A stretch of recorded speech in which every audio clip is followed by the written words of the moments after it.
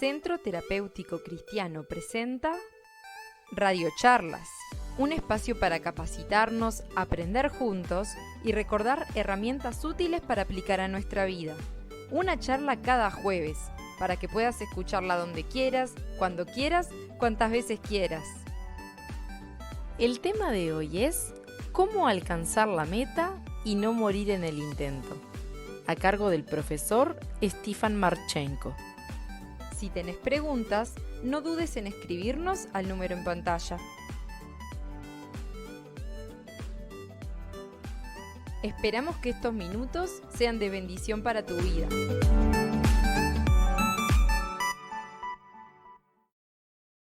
Bueno, el título que ustedes recibieron es un título potente que dice ¿cómo alcanzar la meta y no morir en el intento?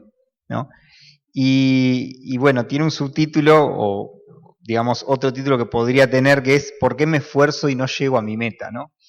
Y justamente uno cuando se pregunta por qué queremos llegar a metas o cómo tratar de poder llegar algún día a una meta y no morir en el intento, no caer en el proceso, es porque hay algo en nosotros que nos motiva a querer lograr algo que no tenemos.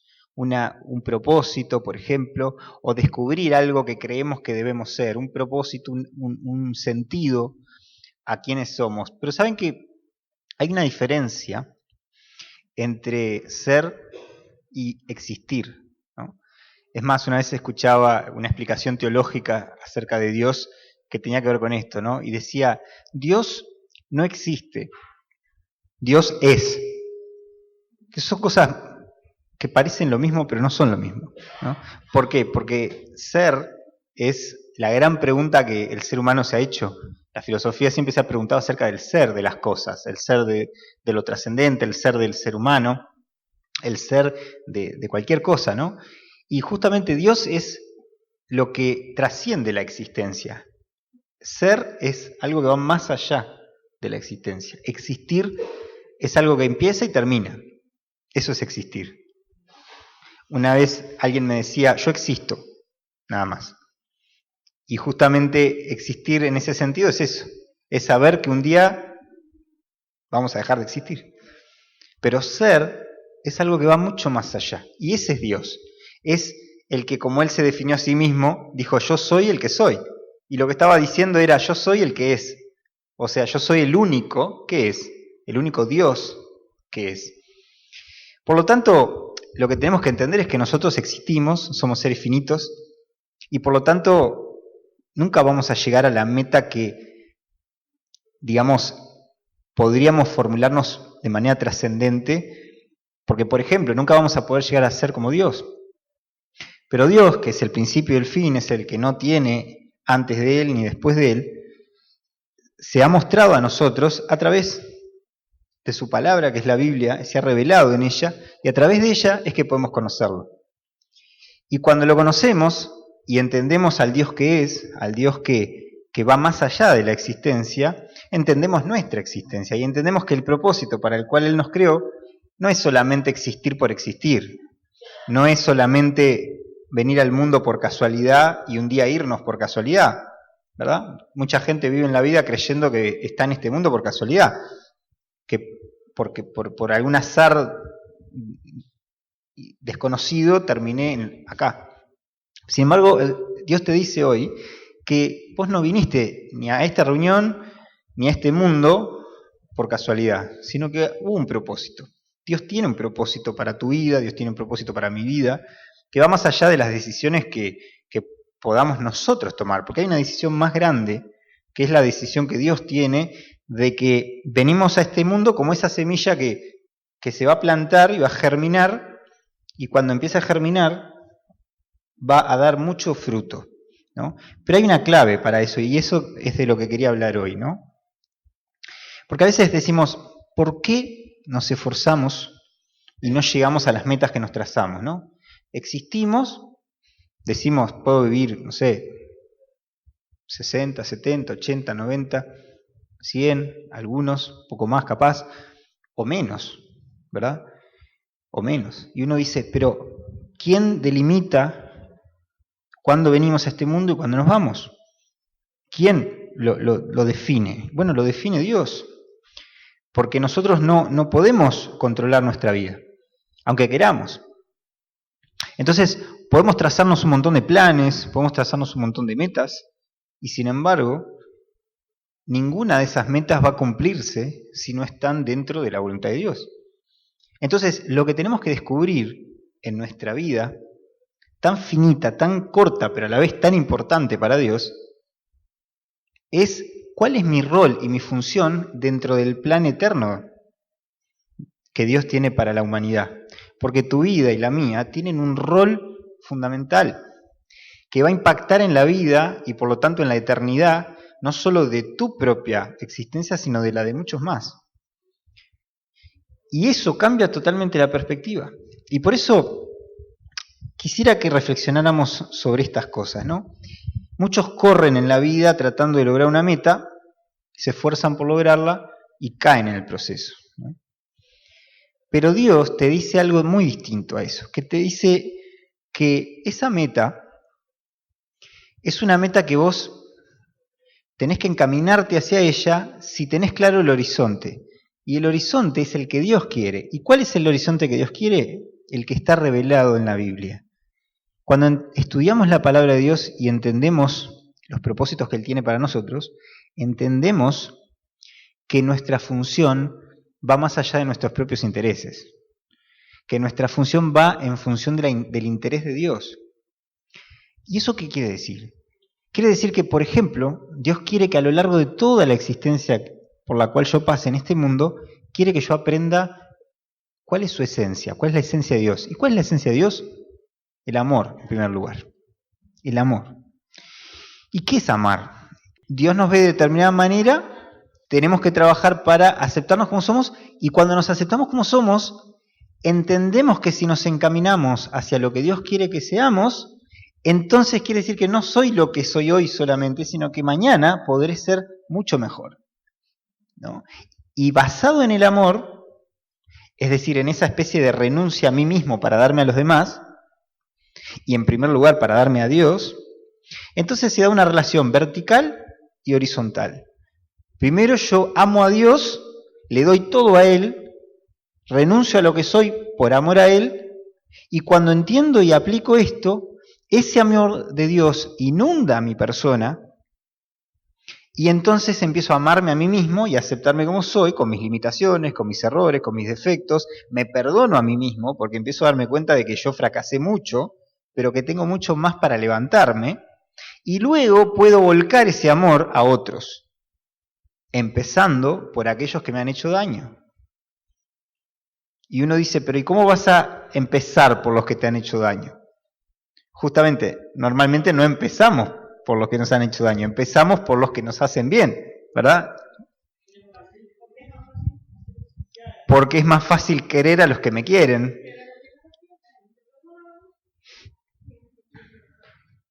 Hay que perdonar a los que no nos quieren y amarlos. Y Jesús nos dijo eso, amar a los enemigos. Y alguien dice, pero esto es fácil. No es nada fácil, pero es una decisión. Es una decisión que me va a llevar a la esencia de las cosas, que tiene que ver con lo que quería hablar con ustedes hoy de manera central, que es algo que no entendemos a veces, que es morir. ¿Y qué es morir? Morir no es solo morir literalmente, morir físicamente al momento de que nos volvemos polvo. Morir es morir a nuestro yo. Morir a quienes somos para que Dios empiece a reinar en nosotros. O sea, por ejemplo, hay muchas personas que están atadas a cosas que han hecho en el pasado, de las cuales no pueden escapar porque no se han podido perdonar a sí mismas. Pero hoy Dios nos llama a todos a morir a esas cosas. Es decir, a dejar que eso muera en cada uno de nosotros. A decir, tomo la decisión de que voy a dejar morir esto. Es como la semilla plantada, ¿no? Si cae en tierra y muere, da mucho fruto, dice la Biblia. Y eso pasa con todo lo que es lo emocional, lo espiritual, hasta lo físico, lo relacional, todo. Cuando dejamos morir las cosas, y dejamos que Dios las haga germinar, entonces empiezan a cobrar otra dimensión. Entonces yo ahí puedo perdonarme a mí mismo, puedo perdonar a los otros y puedo empezar a amar no solo a los que me hacen bien, sino también a los que me hacen mal. No es mágico, es parte de un proceso toda la vida. Es decir, yo hablo acá y pareciera como que yo amo a todos mis enemigos de una manera fácil. No, para nada. Todos los días muero a mi decisión de vengarme. Pero a veces no lo logro y fracaso. Y cuando fracasamos, no llegamos a la meta. Pero esa meta sigue en el horizonte. Y eso es muy importante porque es algo que está en la palabra de Dios y que quiero leer con ustedes, que es Efesios 3, del 7 al 12. Está hablando el apóstol Pablo, ¿no? Y dice, del cual yo fui hecho ministro por el don de la gracia de Dios que me ha sido dado según la operación de su poder. Está hablando Pablo de lo que Dios le ha encomendado hacer, ¿no? Y dice, a mí, que soy menos que el más pequeño de todos los santos, me fue dada esta gracia de anunciar entre los gentiles el evangelio de las inescrutables riquezas de Cristo, y de aclarar a todos cuál sea la dispensación del misterio escondido desde los siglos en Dios, que creó todas las cosas, para que la multiforme sabiduría de Dios sea ahora dada a conocer por medio de la Iglesia a los principados y potestades en los lugares celestiales, conforme al propósito eterno que hizo en Cristo Jesús nuestro Señor, en quien tenemos seguridad y acceso con confianza por medio de la fe en Él. Y todo esto, que parece bastante difícil de entender, lleva a una explicación bastante sencilla. ¿Qué quiere decir todo esto? Que Pablo está diciendo, yo en realidad soy el más pequeño de todos los que pueden considerarse discípulos de Cristo. No soy mejor que ninguno de ellos. Pero yo, que soy el más pequeño, he sido llamado a un propósito. ¿Cuál es? Llevar este mensaje a los gentiles. ¿Quiénes son los gentiles? Los que no eran judíos. Los que en ese momento eran los llamados paganos, ¿no? Los que podían ser, por ejemplo, los griegos, los romanos, y todas las culturas que no venían del judaísmo. Pablo, ahora que está iniciando lo que es la expansión del mensaje cristiano, está diciendo, yo fui llamado a gente que no entiende nada de esto. Yo fui llamado a llevar este mensaje no a los que conocían toda la ley de Moisés, toda la tradición del Antiguo Testamento. Les estoy hablando a los gentiles, o sea, a los paganos, aquellos que los judíos consideran que son los contrarios a la voluntad de Dios. Bueno, a esos les voy a hablar yo. Y hoy en día podríamos decir que ¿quiénes son los gentiles de nuestro tiempo? Son los humanistas de nuestro tiempo. Son todos aquellos que consideran que su vida puede girar en torno a ellos mismos. Son todos aquellos que creen que en la religión de cualquiera sea van a encontrar las respuestas. Son todos aquellos que creen que por sus obras van a salir adelante. Son todos aquellos que consideran que por su mérito, su esfuerzo van a llegar a la meta. Y un día se dan cuenta de que la muerte los vino a buscar. O que todo el poder, la fama, la riqueza o la popularidad que buscaban se termina y se hace polvo. Esos son los gentiles de este tiempo. Aquellos que entienden que Dios no es nada para ellos. Aquellos que entienden que la religión me puede ayudar si me ayuda a prosperarme yo en mi materialismo, en mi transitar profesional, académico, o en mi riqueza personal, o en mis emprendimientos personales. Y siempre es el yo, ¿no? Es todo hacia mí, todo hacia lo que yo puedo lograr, hacia mi propio esfuerzo, hacia mis propias intenciones, y a eso es a lo que aspiran. Pero Dios estaba llamando en ese momento a todas esas personas que venían de la religión griega, ¿no? Que eran religiones politeístas, ¿verdad? Creían en Zeus y en otros dioses, los romanos heredaron esas creencias, pero en el fondo lo que les importaba de todos esos dioses y de todas esas religiones era que les daba sentido a lo que les servía a ellos.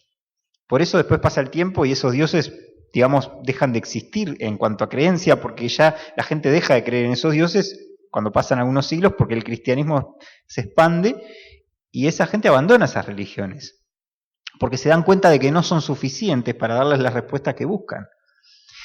Pero ellos en el fondo creían en esos dioses porque les servían para su propio interés, porque no les daban ningún tipo de necesidad de compromiso, no les aportaban algo que les decían, renuncia a tu yo para pensar en un Dios que te ama y en los demás. No, esto lo planteó el cristianismo. Entonces, cuando nosotros queremos llegar a nuestras propias metas, fracasamos. Cuando nosotros queremos vivir la vida pensando en nosotros mismos, fracasamos.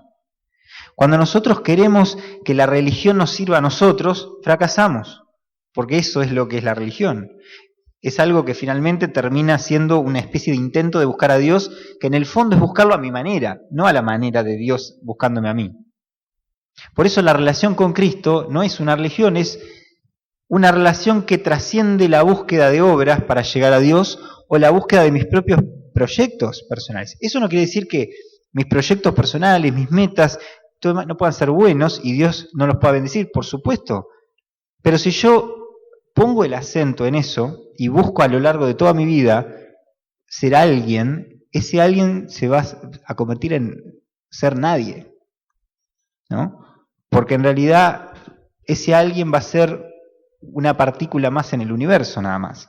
En cambio, cuando entiendo que esa partícula tiene una función en el plan eterno de Dios, esa partícula que termino siendo yo deja de ser una partícula y se vuelve una persona, se vuelve alguien creado a imagen y semejanza de Dios, que a su vez puede ser un hijo de Dios, no solamente una criatura de Dios, como es todo ser humano, ¿verdad? Creado a imagen de Dios. Pero nosotros, los que creemos en Cristo, ya no somos solo criatura de Dios, somos hijos de Dios. Entonces, Dios te llama hoy a que vos medites en tu propia vida y pienses, ¿dónde pusiste tu esperanza y tus metas hasta hoy? ¿Lo pusiste en una visión basada en tu yo? ¿O lo pusiste en una visión de la meta que es Cristo? Entonces esa es la clave, ¿verdad? Lo que está acá diciendo Pablo es que él ha sido llamado a anunciar esa multiforme gracia de Dios. ¿Y qué es eso? La gracia es ese regalo no merecido. Es ese don que Dios le da a modo de regalo a aquellos que por fe lo aceptan. Y esto es todo lo contrario a lo que acabamos de decir. Porque es decir, si yo miro la cruz, no es solamente una vertical y una horizontal que queda ahí como símbolo de un hombre bueno que fue un día crucificado. No, es el lugar donde el propio Hijo de Dios, por amor, el amor del que hablábamos hace un rato, se entregó a morir por mí y por vos, porque te ama, porque quiere lo mejor para vos. Y por lo tanto, a pesar de que somos polvo, y a pesar de que somos pecadores, y a pesar de que hacemos cosas que a Dios no le agradan y que van en contra de nuestra propia vida, a pesar de eso Él nos quiere como Él nos ve. Y por lo tanto nos dice, dejá de estar en el barro, levantate de ahí, para eso morí. ¿Y cómo tenés que vos llegar a vivir? Muriendo vos, como la semilla, que tiene que morir para que luego dé fruto y germine. O sea, en tu propia vida quizás hoy tengas que morir a algo que está en tu corazón y que te está perturbando, que te está, digamos, atando al pasado, o atando a un presente del que no estás pudiendo avanzar hacia el futuro. Porque para Dios no hay ni pasado, ni presente, ni futuro. Para Dios hay decisiones y procesos, como hablábamos hoy, ¿no? Entonces, fíjense el contraste. Todo ser humano que busca vivir para sí mismo quiere llegar a una meta viviendo, y lo que termina pasando es que finalmente muere y se aleja de Dios por la eternidad. En cambio, todo aquel que entiende que debe morir para vivir, se entrega a Cristo y dice, yo ya estoy en Cristo, ahora si vivo, si muero, lo que me pase, estoy en Cristo. Por lo tanto, ya tengo vida eterna, ya tengo perdón de pecados, ya tengo vida eterna, ya tengo procesos nuevos. Y a eso es a lo que nos encaminamos como meta. Y entonces cuando en nuestro corazón muere todo aquello que nos ataba, que nos perturbaba, entonces empezamos a vivir. El otro día miraba una película que hacía muchos años que no veía, quizás alguno la vio alguna vez, que se llama Jamaica bajo cero, se la tradujo. Es una película que está basada en un hecho real, en la cual había un grupo digamos, de competidores de Jamaica que, digamos, quisieron competir en digamos, en un juego atlético, digamos, que no estaban habituados, ¿no? Y bueno, hay toda una historia ahí interesante, pero lo más interesante es que cuando ellos finalmente compiten y tienen todas las facultades para lograr triunfar y llegar a la meta de ganar, finalmente no llegan, ¿no? No logran llegar a esa meta que se habían trazado. No logran llegar al final de la carrera, pero la dignidad que habían logrado mostrar por de dónde habían ellos salido, por la actitud que habían tenido, por la manera en la que querían lograr el juego limpio, cuando habían, por ejemplo, recurrido a un entrenador que había jugado sucio en el pasado, ahora no habían terminado la carrera, pero todos le valoraron eso y los ayudaron a llegar a la meta, finalmente, ¿no? Y no ganaron, pero pudieron mirar a todos con la cabeza levantada. De alguna manera me parecía interesante eso como metáfora, que aparte es una historia real, ¿no? Pero digo, como metáfora de que si nosotros queremos como única meta llegar a la meta bajo cualquier, digamos, siguiendo cualquier mecanismo, ¿no? Donde el fin justifique los medios, donde no importa cómo llego a esa meta y me esfuerzo por lograr, y si tengo que pisar a los que me rodean, lo hago, y dedico todas mis fuerzas, todo mi mérito, todo mi esfuerzo, toda la vida, lo que va a terminar pasando es que puedo llegar a cierta meta humana, pero me voy a dar cuenta de que lo que hay detrás es nada. En cambio, si esa meta es espiritual, si esa meta es el levantarme todos los días, corregir mis errores, corregir mis pecados, abrazar la gracia de Dios que me perdona a pesar de mí, entonces todo eso va a cambiar y ahí yo voy a ver la mano de Dios acompañándome, levantándome, y como esas personas que los ayudaron a llegar a la meta, también así voy a ver otras personas a mi alrededor, como los hermanos en la fe, por ejemplo, que me van acompañando en el proceso. Y capaz que vos también necesitas que haya gente que te acompañe en tu proceso, que te acompañe en ese trayecto. Y bueno, la gente del pueblo de Dios está para eso, para apoyarnos en ellos, para buscar ayuda, para pedir acompañamiento, para buscar la ayuda que necesitamos. Y Dios se manifiesta muchas veces a través de personas que te van a ayudar a ir encontrando ese propósito y esa meta. Entonces, para terminar, quería ir a una lectura que está en Mateo capítulo 20, versículos 1 al 16.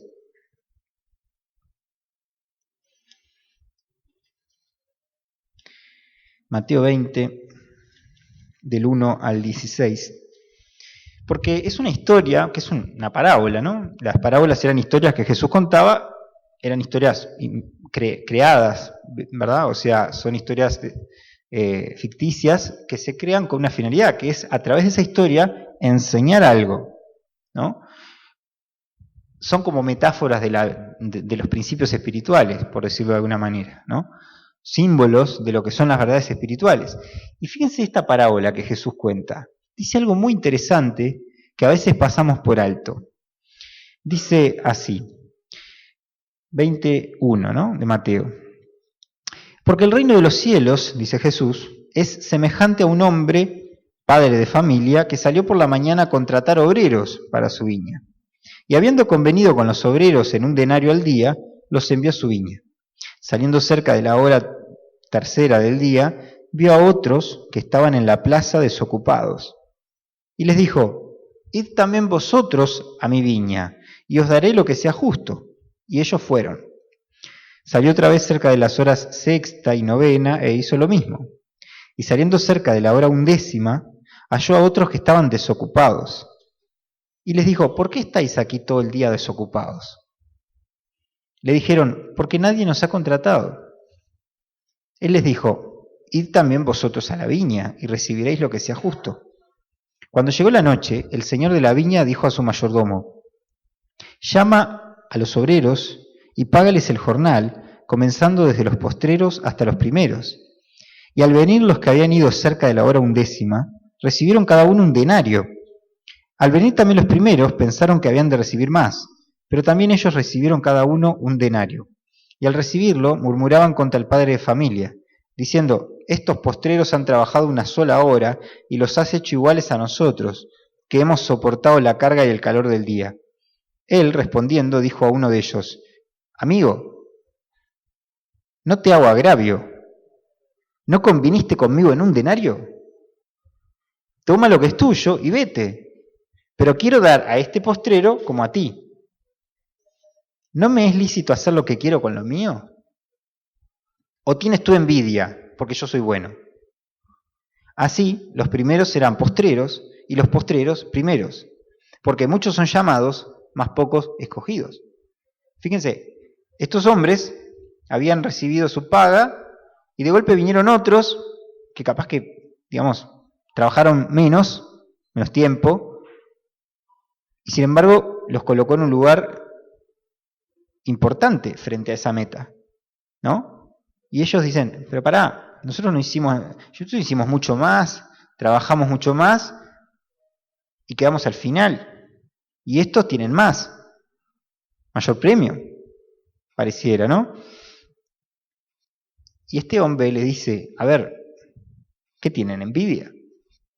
Porque soy bueno y permito que otros ocupen el lugar que ustedes estaban teniendo antes.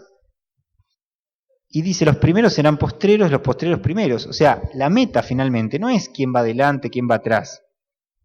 Es ¿dónde voy a ir yo? Una vez una persona escuché que dijo, yo soy el último, decía una persona, ¿no? Y decía, yo me veo en el más allá, digamos, cuando Dios me llame, yo no sé dónde voy a terminar, no sé si tendré algo, alguna corona, nada, no sé, puedo no tener nada, pero estaría ahí aunque sea tocando una lata, digamos, para alabar a Dios, al final quizá de todos, pero voy a estar ahí. Y me parecía interesante, pero pienso, ¿no? Una vez yo escuchaba a un taxista que me decía, yo veo gente que, yo qué sé, salió de la cárcel, hizo esto, hizo aquello, hizo lo más allá, y de golpe dicen que cambiaron su vida, que dejaron esto y aquello, y que ahora siguen a Dios. Dice, y yo que nunca hice nada, ¿por qué esos pueden tener un lugar de mayor privilegio que yo? Si yo en realidad nunca hice nada malo, y yo nunca hice lo que hicieron ellos. ¿Y eso de qué nos habla? Nos habla de nuestro orgullo personal. Nos habla de nuestra envidia, nos habla de nuestra soberbia interna, ¿no? Nos habla de que nosotros en el fondo creemos que somos buenos. Creemos que merecemos algo. Creemos que la vida nos debe algo. Creemos que los demás nos deben algo. Creemos que Dios nos debe algo. Dios no le debe nada a nadie. Y si viniste a este mundo fue por amor, que Dios te trajo por amor, no porque te deba algo. Y esto es un golpe al orgullo muy fuerte, porque Dios nos está diciendo, a ver, tenés que entender que si yo perdoné a fulano, que hizo un montón de cosas que vos no hiciste, probablemente yo a vos también te estoy perdonando de un montón de cosas que ni siquiera te das cuenta. Y ahí es donde tenemos que tomar conciencia de que somos personas que a los ojos de Dios no somos buenos. Tenemos que aceptar su gracia. Esa es la gracia. Entender que Cristo murió porque no somos buenos. Por eso murió.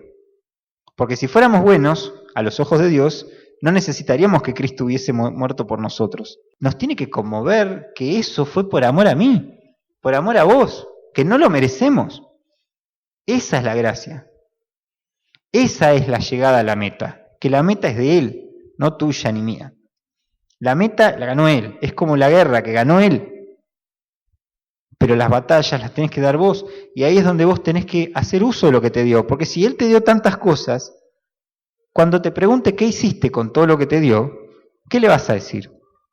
Vas a decirle, bueno, tuve miedo, ¿no? Como aquella otra parábola, y lo enterré. Pero ese enterrar no es morir, ese enterrar es esconder ahí, ¿no? Hay que morir para dar fruto, y morir es renunciar, por ejemplo, a mi propio privilegio, a mi propia comodidad, a mis zonas de comodidad, al hecho de decir, estoy bien así como estoy, que nadie se meta conmigo, que nadie me pida nada más, que Dios no me diga que haga otra cosa, pero Dios te quiere usar para infinitas cosas que no te imaginas. La pregunta es, hoy, que Dios te está llamando a servirlo, te está llamando a dejar tu yo de lado, te está llamando a amarlo a Él, a vos mismo y a los demás de otra manera. Te está diciendo renuncia a tu yo y empezá a amar a Dios. Perdonate a vos mismo, amá eso que no te amás todavía, y cuando hagas eso vas a poder amar a los demás. Por eso dice la Biblia que tenemos que amar a Dios en primer lugar y a nuestro prójimo como a nosotros mismos. Entonces, empecemos por ahí. Empecemos por ahí. Y el amor de Cristo no es el amor de los paganos, no es el amor de los gentiles. Los gentiles tenían la idea de que amar era nada, era pensar en ellos mismos. Ese era el heroísmo de los griegos, el heroísmo de los romanos, por ejemplo. Pero cuando el Evangelio llega a ellos, ¿qué pasó? Todo ese mundo se transformó por completo y esas antiguas creencias, esas antiguas religiones, esos antiguos sistemas de vida se terminaron y el cristianismo se expandió y toda la cristiandad de los primeros siglos se nutrió básicamente de los paganos, de los gentiles, también de muchos judíos, pero de muchos gentiles y personas que no eran del pueblo de Dios y sin embargo aceptaron esta verdad porque renunciaron a sí mismos y se entregaron a Él. Hoy nos pasa a nosotros lo mismo hoy. Todo este grupo de personas que hoy está acá puede salir ahora y revolucionar este país, revolucionar esta sociedad, revolucionar este continente. Y lo vemos a diario, ¿no? Lo vemos, se ve cada vez más, ¿no? Yo me acuerdo cuando empecé la facultad hace como 20 años, para encontrar un creyente alrededor era muy difícil, ¿no? Y ahora me asombro que la gente viene buscando conocer sobre Dios. Aunque uno no les diga nada, vienen a preguntarte, vienen a pedirte que les hables de Cristo. Me pasa todo el tiempo. Y yo que soy profesor, digo, tengo exposición a mucha gente y todo el tiempo me pasa, de gente que uno no les dice ni siquiera nada, porque en el contexto a veces en que uno trabaja tiene que tener ciertos límites, y aunque uno no quiera, después se va a su vida cotidiana y la gente te viene corriendo a pedir que le hables de Dios. Ese es el avivamiento que tenemos que vivir, que tenemos que atravesar, como en otros siglos, en tantos lugares donde de golpe el Evangelio empezó a explotar y la gente se convertía y venía a los pies de Cristo y cambiaban sus vidas y transformaban y se perdonaban y pedían perdón a otros y ayudaban a los demás y de golpe transformaban la cultura. Bueno, eso está empezando a pasar en muchos lugares del mundo, pero hay que animarse a ser parte de eso. Esa es la meta. Que el Señor nos bendiga y nos llame a todos a ser parte de esa carrera que es de Cristo, la ganó Cristo y nosotros simplemente tenemos que correrla con Él, renunciando a nosotros para dejar que Él se manifieste a través de nosotros.